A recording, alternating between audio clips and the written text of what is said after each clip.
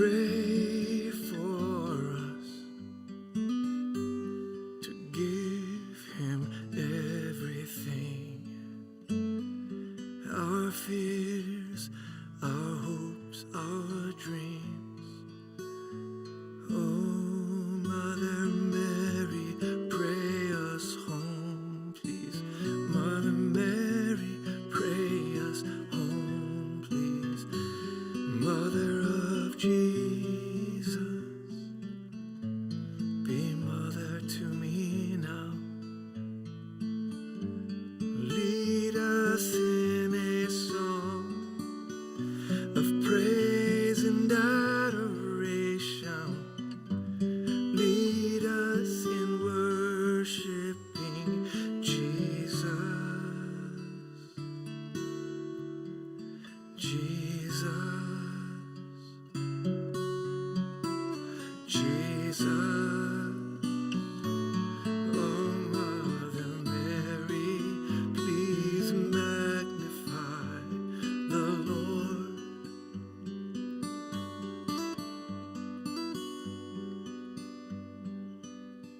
Who is in your heart, Mother, but the Son of the Father? Who is in your eyes, his light and his majesty? Oh, Mother of Jesus, lead us in a song of praise. Magnify his majesty on this day.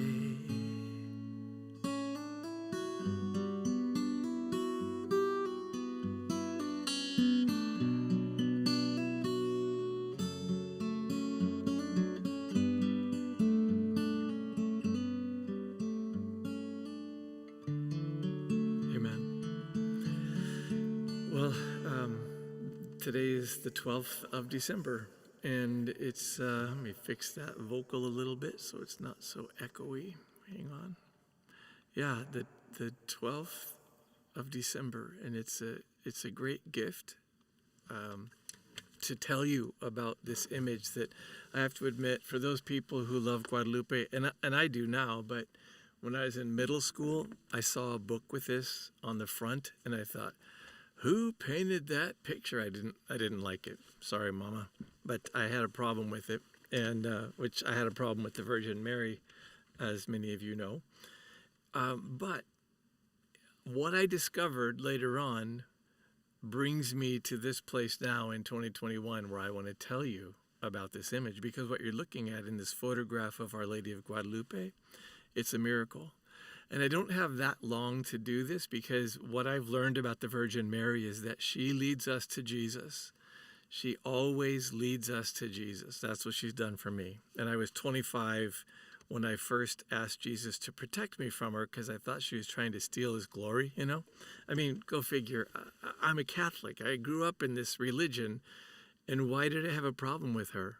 But I'll tell you more about that another time. Today is about Guadalupe. And I want to tell you a few things about this. First of all, if you knew the background, okay, dates, I want to verify this, okay? I think it was 1523 that Spain conquered the Aztec Empire, okay? And why did they do that? I think Cortez became aware of what looked like evidence of human sacrifice. All right, so it plays into this image, this image, quite amazing. The Aztecs would draw their sun god. They worshipped the sun.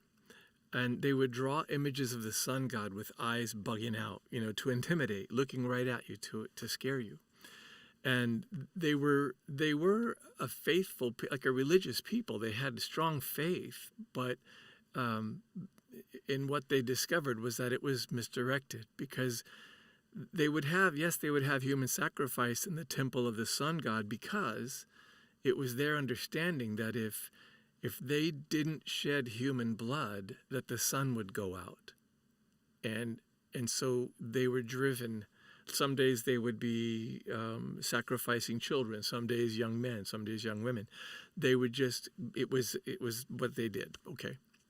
So Cortez conquered that, that style of belief, but he didn't do it very well. Okay. So, I mean, it's good to know the whole story, right? There's been scandal in the Roman Catholic Church since Judas betrayed Jesus. Okay. There's been scandal. So I tend to focus on, St. John, the disciple who loved him, or St. Peter, the bumbling, arrogant, opinionated, whatever you call it, who was learning all the same. But if I focus on Judas, then I probably wouldn't be hanging around the church very much. So that's continued to this day. Well, in the year of when Cortez conquered Spain, then they tried to convert all these people who believed in the sun god to believe in Jesus Christ. And it didn't go very well because some of the church leaders were taking advantage of the indigenous people, which is wrong. It's always been wrong to do that. So, of course, they were having very few conversions to Christianity. That's very interesting to have in mind. There was racial tension. There was religious abuse. Somebody said that Jesus in the Garden of Agony, when he sweat blood, it was because he could see into the future the people who would misrepresent what he was doing when he sacrificed his life to set souls free. In any case, I hope to never be numbered among those. But coming back to the point here, there were very few conversions to Christianity, right? So Juan Diego was one of the few. And he was probably 50 years old, I'm guessing. Well, correct me on the time on how old he was, but the point is, he was walking to Mass, all right? And I guess he had been married, his wife had passed away, he's walking to Mass, and he hears beautiful music or birds singing or both, and he sees this young woman who's very clearly younger than him, but beautiful, and there was color from her, and there was color on the ground where she was standing, beautiful. And she said, Juan Dieguito, which means my little Juan, which was, I think it struck him funny because here's this little girl calling him little Juan. But in any case, she said, I want a temple built on this hill. Now, if you knew the history, and I just learned this year, and I've been really into this for a long time, so study it. It's fascinating. I'm not afraid of the people who disbelieve this because to me, the possibility and the mystery, I enjoy mysteries, but fascinating scientific things about this you can look into. But the hill where this young girl said she wanted a temple built in honor of her, okay? You think my old self would say, oh, she's trying to get the glory, but no, because of what happens in that temple. But on that mountain, there was another mother worshipped who had skulls around her neck and who required human sacrifice. I just want to make that point. Okay, so she wants a temple built. Juan goes, hey, I'm not anyone. The bishop's not going to believe me. So he comes, he goes to see the bishop. The bishop says, yeah, right, get out of here. And he doesn't believe him because Juan doesn't have any power, So he goes, maybe you could pick somebody else because, the next day he sees her and she goes, no, I'll give you a sign. Meet me here tomorrow. Or the next day, I don't remember exactly, but I wasn't there, but this is what I've learned. So the next day, he's a little freaked out about the responsibility. So he doesn't go the same way. He goes around another way. And she comes and intercepts him. She goes, hey, so Juan, my little Juan Dieguito, what are you doing? And he goes, oh, little mother, little mama. Well, how are you feeling? And so basically she says, I want you to take this sign to the bishop, go up on the hill and gather the roses that you'll find blooming there. Now, this is December, all right? We'll bring it up to December 12th, the year 1531. Think about that. He goes up and finds Castilian roses. These are native to Spain, and they're blooming in December. That's interesting. He gathers them up in his tilma, and when he gathered them in the tilma, he brings them to her, and she arranges them. She said, now don't open this until you're in front of the bishop. This will be his sign. He's made to wait. He finally gets in to see the bishop, and he said, here's the sign, and he opens his apron, his tilma, worker's apron, He opens it, and the bishop falls to his knees, not because of the beautiful fragrance and not because of the roses that fall to the floor, but because of the image that he says appeared at that moment when he opened his robe. He opened his tilma. And so he took it and hung it on the wall. Now this image here that you're seeing, the photograph, is a photograph of the image that reportedly appeared, okay? Think about this, just this. In around the same time that the Mona Lisa was painted, okay? Best canvas, best paints, best treatment of things, yet it's all cracked, okay? I want you to just see, I'll try to get a close-up later of this inner garment of her robe. I don't know how exactly to point to it, but just look down there, the folds in her robe that are folded open. It's quite smooth, but here's some interesting things about this, okay? I'm going to just run through because we don't have much time here. I want to move into how Mary directs attention to Jesus, always, always. So in this first image here, I want you to see, actually I'm going to do this one first. The hair and the veil indicate that she's married and she's a virgin, okay? And then we have this, let's see here, this here. If you look at the black sash under her hands, it indicates that she's pregnant. If you look here under her hands, there is a 4-petal flower just below that sash. It's the only one on the whole robe, okay? That indicates divinity, all right? So if you look at this again, this image is saying without words, this young woman is married, she's a virgin, she's pregnant with divinity. Yet, look at this, check out her eyes. She's saying in their understanding, she's not God. Her eyes are half closed. Her head is turned to the side, and she's bowing to one greater than her. But check it out in the background here. She's blocking the sun. Okay, that's genius. She's blocking the sun that they were worshiping, but she's not disrespecting the sun. She's just saying, I'm greater than the sun, but my head is bowed and my hands are folded, and I'm in contemplation of one who's greater than me. I'm not God, and neither is the sun.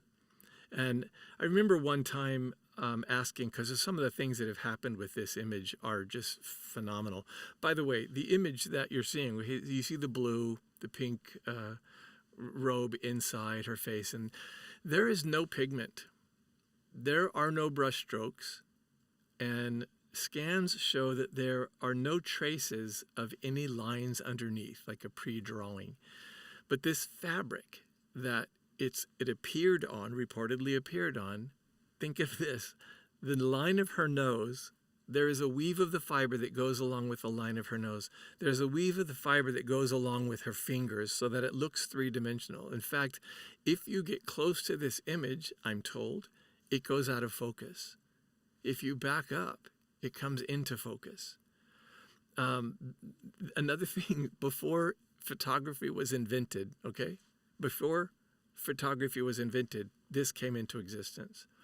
So another interesting thing is that once photography was invented and someone bothered to take a picture of her eyes close up, there are shapes in the eyes that people say look like the people who were reportedly in the room when this appeared, almost like a photograph was taken. But when you think about there's no pigment, one scan shows that it's not even in the cactus fiber. Okay, it's not in the cactus fiber. The substance that makes the image so far is not found anywhere else on earth. Isn't that interesting? Okay, so if this was some scheme of the church, because wait till you find out what happened after, all right? In the 10 years after this came into existence, okay, 8 million conversions to Jesus Christ, the gospel of Jesus Christ, 8 million. That's the biggest movement of conversion in the history of the church. 1531 started with this image because so much was said, and there's a lot more said in the designs on her robe. Here's another interesting fact. You see the stars on her robe? Oh, by the way, I got to say this.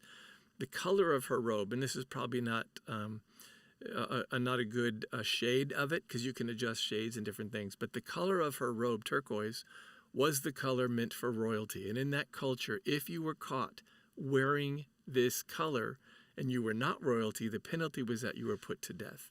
So that's, to me, kind of fascinating. So the stars, check out the stars on this mantle that she's wearing. It's the exact lineup of the stars from the day that this appeared on the tilma. It's the constellations that are found in the night sky the day that this appeared, but not from Earth's perspective. It's from space looking at the Earth.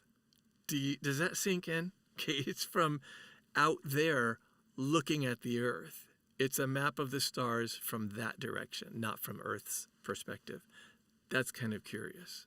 Okay, there's more to it. You see the moon that's all looks like horns underneath her?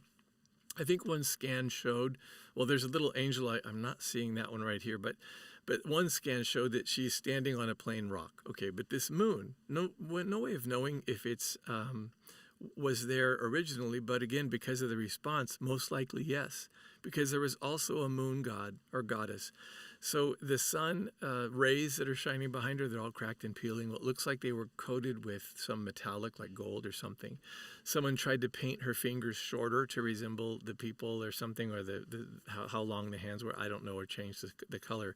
But all that stuff fades. What stays is this blue and this pink. And then one day I was sitting, because we were given these images, this image of Guadalupe. I have a photograph that's the same size as the one that hangs in Mexico. And then next to it, if she were looking at something, the next to it would be the Divine Mercy image that we'll be praying in about 30 minutes from now. 3 o'clock hour in Arizona, 2 o'clock in California. So one day I'm sitting before these two images. And when I reflect on the fact that in the 20s, someone tried to blow this image up. It was the Freemasons in Mexico when there was religious persecution. And one of the phrases, and I may say the Spanish wrong in those days, but they were killing priests and they were killing Catholics and they were suppressing the church. And the Catholics who were faithful to Jesus Christ would say, Viva Cristo Rey y la Virgen de Guadalupe. You know, long live Christ the King and the Virgin of Guadalupe. So this image was one of those encouragements for them during a time of persecution. So in 1921, I think it was, the Freemasons planted a bomb in a vase of flowers beneath the image. And the force of the blast cracked the marble altar that it was on. It shattered stained glass windows that were over 150 feet away. I think somebody said a long ways away. Shattered the stained glass windows. But it didn't even break the glass that was covering the image. And when a big brass or golden, I think maybe brass, crucifix was bowed out from the pressure, somebody said, no, why is it that the crucifix is bent but the image is not? And somebody else said, well, that's because Jesus always takes the blows for us, but especially for his mother. You know, don't mess with his mom.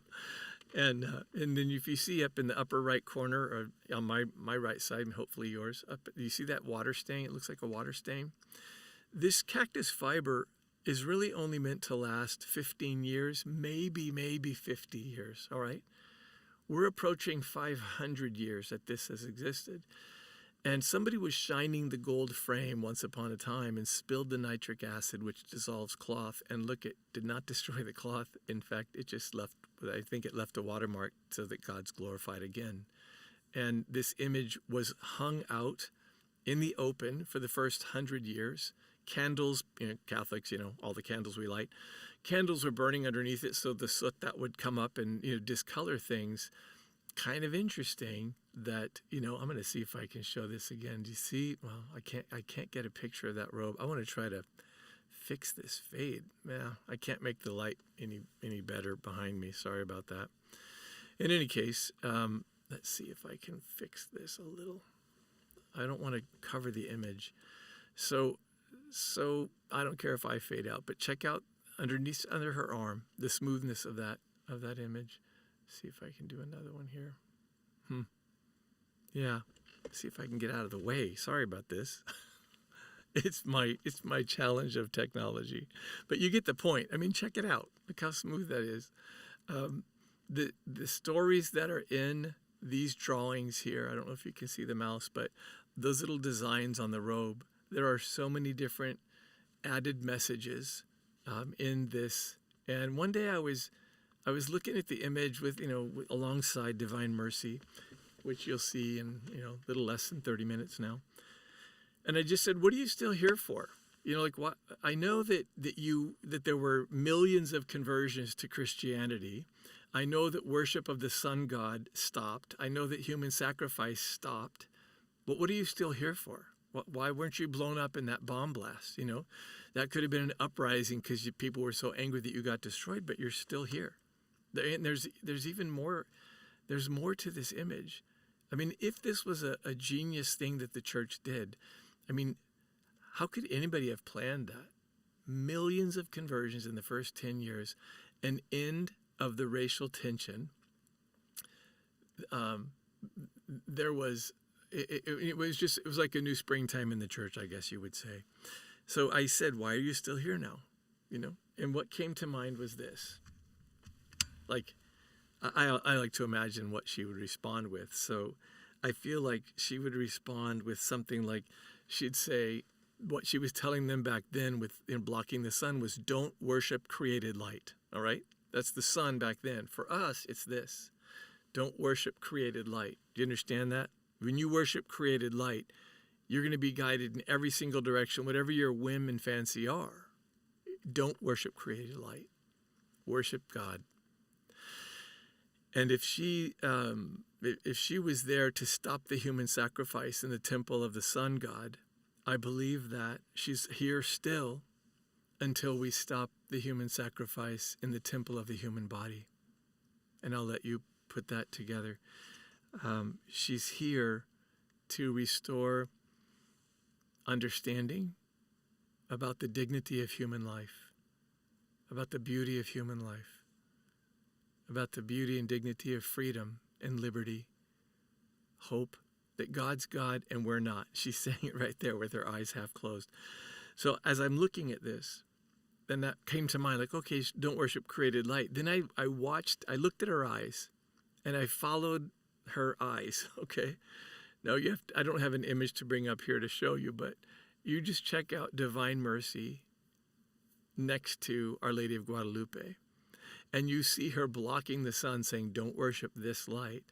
But then it shows her bowing her head, worshiping the light that shines from the heart of Jesus.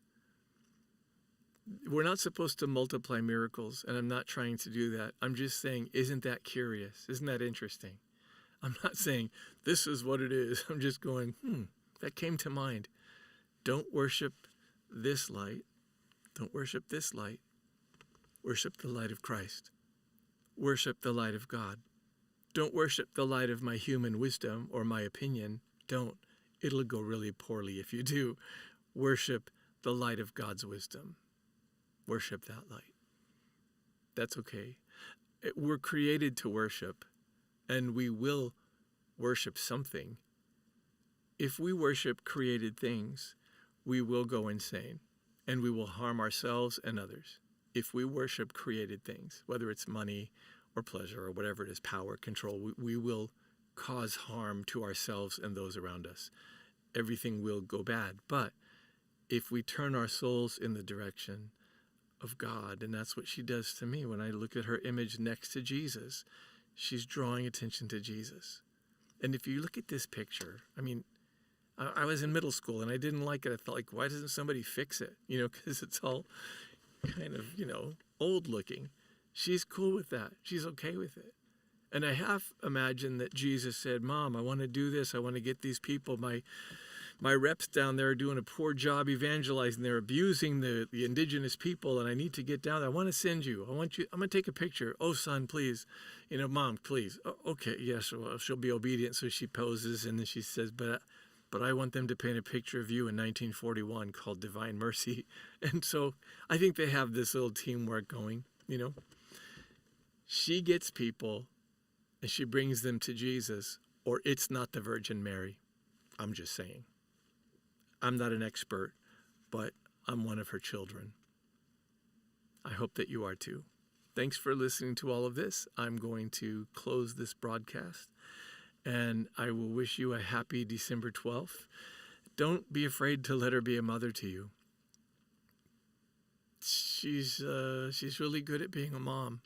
She didn't mess Jesus up. She won't mess you up. Can you imagine the arrogance that's part of a decision, and I'm guilty of this, to not let myself get close to the Virgin Mary because I think that she's going to try to steal his glory. Can you imagine how arrogant that is for me to imagine that the mother of Jesus might try to steal his glory and I wouldn't? I mean, just that right there is enough to make me, I could weep at another time when I'm not broadcasting, but the arrogance of my keeping her at a distance, who was created to be mother of all the living, not by her merit, but by the merit of her Son. I hope that you don't delay the richness that will blossom in your faith if you let your heart be held by hers. I hope that you don't delay the miracles that God wants to do. And if you remember, it's not about you. It's not about me. And Mary's saying, it's not about me. It's about Jesus. But if you know one person in your life who speaks of God and speaks of Jesus in a way that inspires you so that you want to hang around, you know what I'm saying, and just hear their meditations or whatever, who else would top the Virgin Mary? Okay, signing off. I hope that you can join me for the Chaplet of Divine Mercy. This is, I think, it's perfect for it to follow this presentation because Mary does not want the focus to be on her. And so she suffers through it because she knows that she's gifted by God with the ability to magnify Jesus Christ. That's what she's done for me since I was 25, and I'm 61 now. I just wish that I would have started allowing her to do this for me before I was 25. I wish I would have allowed her sooner to magnify her Son. God bless you. Thanks for being here.